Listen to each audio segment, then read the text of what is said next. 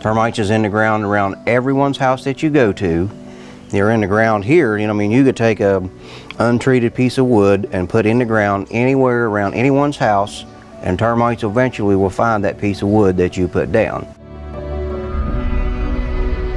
Live termite workers just broke the tube open. Sometimes you can actually see termites on the exterior of a house before you even start the inspection, like around the garage door frames, you'll see them there. Sometimes you can even see an active tube coming up the foundation wall around the exterior. Yeah, sometimes you can tell. Sometimes just by probing and also tapping on wood, you can tell, if it's hollow, or you can tell if it's sound. But sometimes you can tell that way. Okay, you can also find termites by holding your light at a certain angle. Just like that. It's called shadowing is what it's called. And termites sometimes will eat the paper right off of the sheetrock, and you will see like a little paint blister.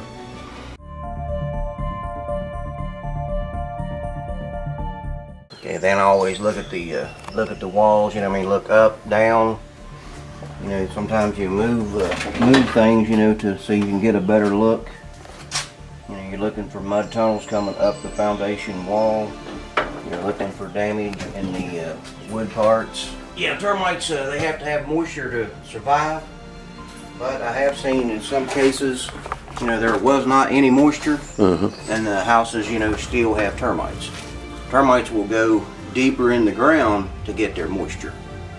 The moisture does play a contributing factor to it, but not always. Sometimes you'll have to get down on your hands and knees and actually look, like this bench here. Look underneath the bench areas.